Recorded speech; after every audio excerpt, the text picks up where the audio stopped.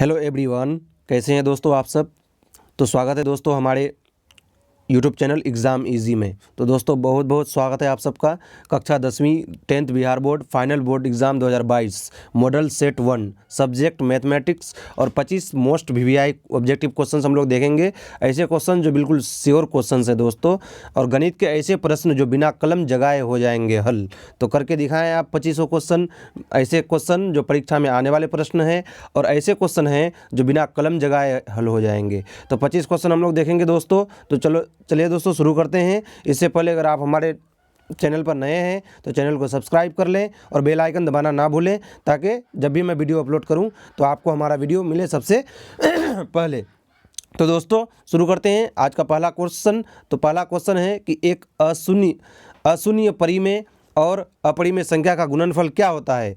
तो जैसा कि मैंने वादा किया था कि ऐसे प्रश्न लूँगा जो बिना कलम जगाए हो जाएंगे हल। तो एक अशून्य परिमेय और अपरिमेय संख्या का गुणनफल हमेशा अपरिमेय होता है। क्या है दोस्तों? अपरिमेय। चलिए दोस्तों नेक्स्ट क्वेश्चन देखते हैं। दूसरा क्वेश्चन है निम्नलिखित में से कौन अभाज्य संख्या है। तो निम्नलिखित में से कौन अभाज्य संख्या है? अभाज्य संख्या कौन संख्या होती है दोस्तों? जो एक से और स्वयं से कटती है, ऐसी संख्याओं को अभाज्य संख्या कहते हैं। तो 8, 9, 11 या 15, तो क्या हो जाएगा राइट आंसर? 11। 11 एक ऐसी संख्या है जो एक से कटती है और स्वयं से कटती है। ठीक है दोस्तों। तो चलते हैं नेक्स्ट क्वेश्चन में। तीसरा क्वेश्चन है निम्न में से कौन सी अभाज्य संख्या है। तो इसमें भी अभाज्य संख्या हम लोगों को जो है पता करना है। ऐसी संख्या है जो एक से और खुद से कटती हैं, ऐसी संख्याओं को अभाज्य संख्या कहते हैं। तो 29 है, 25 है, 16 है, 9 है। 25 तो 5 से भी कटेगा, ये तो होगा नहीं। 16 4 से, 1 से, 2 से, सबसे कट रहा है ये। 9 तो 3 से कटेगा, 9 से भी कटेगा, 1 से भी कटेगा। तो ये BCD नहीं होगा, बल्कि हो जाएगा A नंबर 29। 29 एक ऐसा संख्या है जो सिर्फ 1 से और 29 से ही कटता है। ठीक है दोस्तों। चलते हैं क्वेश्चन नंबर 4 में। पाई एक क्या है? बहुत ही इंपॉर्टेंट सवाल है। क्लास 10 तो बिहार बोर्ड का जो फाइनल एग्जाम दे रहे हैं वो इस क्वेश्चन को रट लेंगे। पाई एक अपरिमेय संख्या है। बहुत सारे कंपटीशन के एग्जाम में भी ये क्वेश्चन पूछा जाता है, पाई क्या है? तो पाई एक अपरिमेय संख्या है। लेकिन अगर पाई का मान पूछ ले 22/7 या 3.14, तो वो फिर परिमेय संख्या हो जाएगा। ठीक है दोस्तों। तो चलते हैं आगे। क्वेश्चन नंबर 5 में √5 क्या है? तो √5 क्या है आप लोग जानते हैं। √5 नहीं निकलता है तो ये क्या हो जाएगा? अपरिमेय संख्या हो जाएगा। ठीक है दोस्तों। और 2017 का एनुअल एग्जाम सेकंड शिफ्ट में ये क्वेश्चन पूछा गया था ऑलरेडी। ठीक है दोस्तों। छठा क्वेश्चन देखते हैं। छठा क्वेश्चन क्या है कि निम्न में से कौन परिमेय संख्या है। देखिए ये क्वेश्चन 2 बार पूछा गया है, 2012 एनुअल एग्जाम में और 2011 का एनुअल एग्जाम में ये क्वेश्चन पूछा गया है। तो परिमेय संख्या कह रहा है, तो परिमेय संख्या कौन है? √3, 2√2/2, √2 या 4 + √3 या √6। तो क्या हो जाएगा दोस्तों? राइट आंसर हो जाएगा B नंबर। मैं बस बता देता हूँ कि √2 और √2 कट जाएगा तो बचेगा क्या? सिर्फ 2। इसीलिए ये B नंबर ऑप्शन सही हो जाएगा। जैसा कि मैं वादा किया हूँ आप लोगों से कि बिना कलम जगाए हो जाएंगे प्रश्न हल। तो ऐसे ही प्रश्नों को लाया हूँ दोस्तों आप सबके लिए। √2 है एक। देखिए ये आपकी किताब में ऑलरेडी दिया हुआ है कि √2 एक अपरिमेय संख्या है। इसको सिद्ध करके भी दिखाया गया है, तो इसमें तो किसी को शक नहीं होना चाहिए। बहुत ही आसान क्वेश्चन है। 2013 का एनुअल एग्जाम में ये क्वेश्चन पूछा गया था। क्वेश्चन नंबर 8 देखते हैं दोस्तों। क्वेश्चन नंबर 8 में है निम्न में से कौन परिमेय संख्या है। 2012 और 2011 का एनुअल एग्जाम में ये ऑलरेडी आ चुका है। तो परिमेय संख्या कौन है? √4 परिमेय संख्या है। 4 + √3 या √6। तो दोस्तों यहाँ पे जो है ये A और B दोनों ऑप्शन सही हो जाएगा, क्योंकि √4 बराबर होता है 2। √4 बराबर होता है 2 और 2 परिमेय संख्या है। और यहाँ पे जब √2 और √2 कट जाएगा ये और ये, तो बचेगा 4। तो ये हो जाएगा आपका दोनों। तो ये इसका दोनों राइट आंसर हो जाएगा। ये और ये दोनों राइट आंसर हो जाएगा।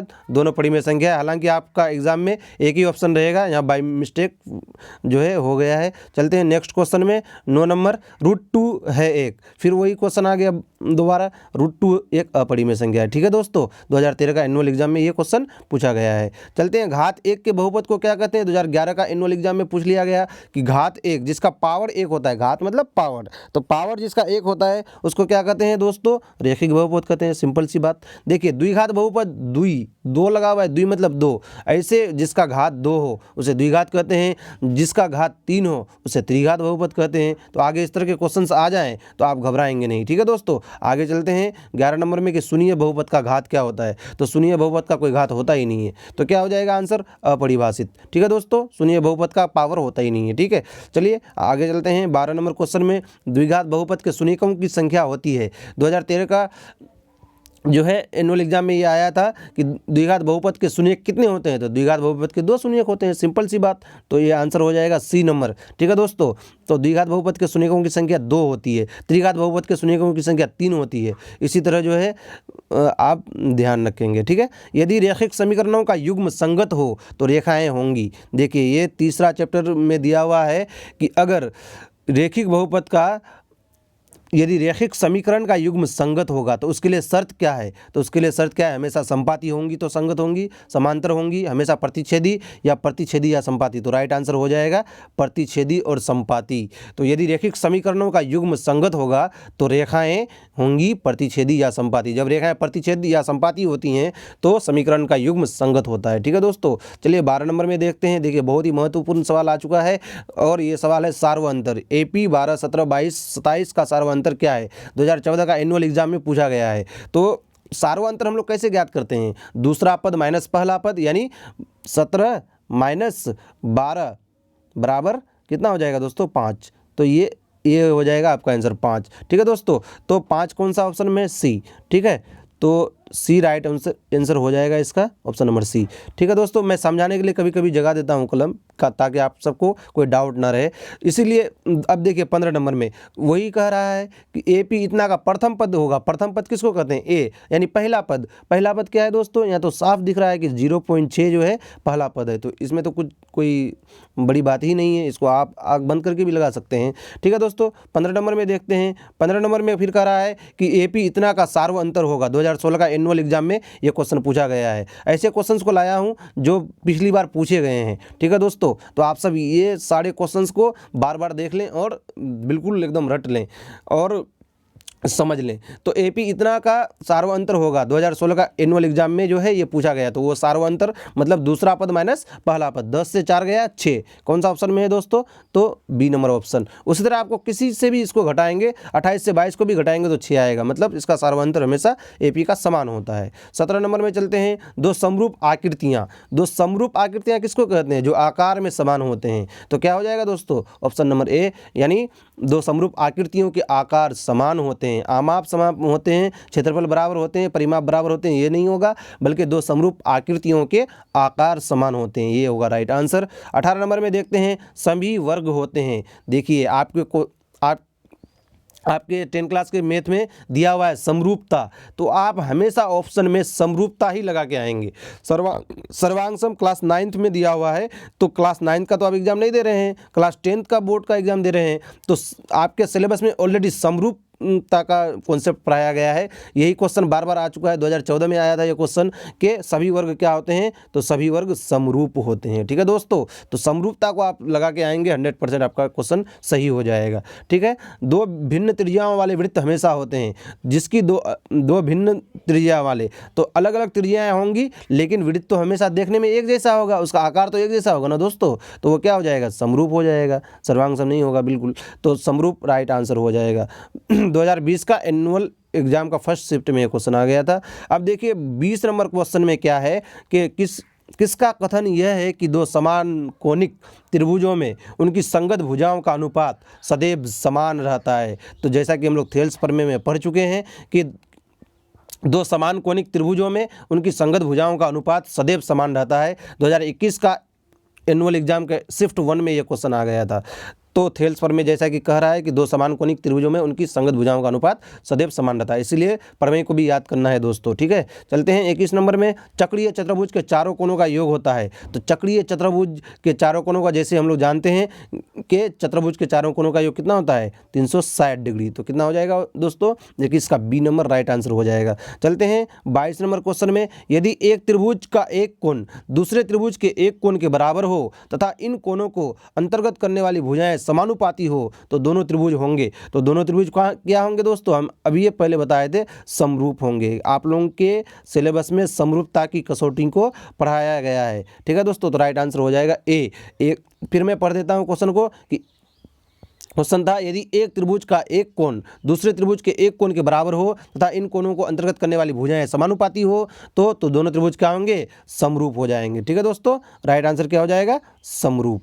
ठीक है, चलते हैं क्वेश्चन नंबर 23 में। दो समरूप त्रिभुजों की दो संगत भुजाएं 3:5 के अनुपात में है। ठीक है दोस्तों, 3:5 के अनुपात में है, तो इन त्रिभुजों के क्षेत्रफलों का अनुपात क्या होगा। तो ये एक थ्योरम है, और थ्योरम अगर आप लोग चाहेंगे कमेंट बॉक्स में अगर लिखेंगे तो मैं वो थ्योरम भी पढ़ा दूंगा बाद में। तो दो समरूप त्रिभुजों की दो संगत भुजाएं 3:5 है, तो आप सिर्फ क्या करेंगे, एग्जाम में इस तरह के अगर क्वेश्चन आएंगे तो सिर्फ आप उसका स्क्वायर कर देंगे। तो 3 का स्क्वायर 9 और 5 का स्क्वायर 25, बस इतना ही आपको करना है। इसीलिए मैं ये क्वेश्चन लिखा था कि इस तरह के क्वेश्चन में कलम जगाने की कोई ज़रूरत नहीं है। बस आप 3/5 अनुपात दिया हुआ है, तो त्रिभुजों के अगर क्षेत्रफल का अनुपात अगर मांग रहा है तो आप क्या करेंगे, उनका स्क्वायर कर देंगे। देखिए एक क्वेश्चन और भी इसी तरह आएगा, आगे देखते हैं। दो समरूप त्रिभुजों के क्षेत्रफल क्रमशः 121 वर्ग इकाई और 144 वर्ग इकाई है, तो उनके भुजाओं का अनुपात होगा। तो उनके भुजाओं का अनुपात क्या होगा, आप इनका वर्ग निकाल लीजिए। वहाँ पे हम लोग क्या किए थे, वर्ग किए थे ऑलरेडी, तो यहाँ इसको वर्ग निकाल लेंगे। 121 और 144 का, तो 121 का 11 होता है और 144 का वर्ग कितना होता है, 12। तो 11:12, 11:12 किस में है दोस्तों, ऑप्शन नंबर ए। तो इसी तरह आपको जो है एग्जाम में करना है, पूरा बनाना नहीं है, बल्कि आप शॉर्टकट में क्या करेंगे, अगर उनके भुजाओं का अनुपात कहेगा तो उनका वर्ग निकाल लेंगे, और अगर क्षेत्रफल का अनुपात कहेगा तो उसको स्क्वायर कर देंगे, बस आपका आंसर हो जाएगा। चलते हैं आज का लास्ट क्वेश्चन देखते हैं। किसी बिंदु की x अक्ष से दूरी उस बिंदु की क्या कहलाती है। तो किसी बिंदु की x अक्ष से दूरी उस बिंदु की कोटि कहलाती है। क्या कहलाती है दोस्तों, कोटि कहलाती है। 2011 का एनुअल एग्जाम में ये क्वेश्चन पूछा गया था। ठीक है दोस्तों, लेकिन अगर आप सबको कह दे कि x अक्ष को क्या कहते हैं, तो x अक्ष को भुज कहते हैं। लेकिन अगर इस तरह पूछे कि किसी बिंदु की x अक्ष से दूरी कह रहा है, तो उस बिंदु का कोटि कहलाएगी। ठीक है दोस्तों, आप सबके लिए एक SW है मेरे पास, आप लोग कमेंट करके बताएं कि इसका राइट आंसर क्या होगा। बिंदु 4, 3 किस पाद में है।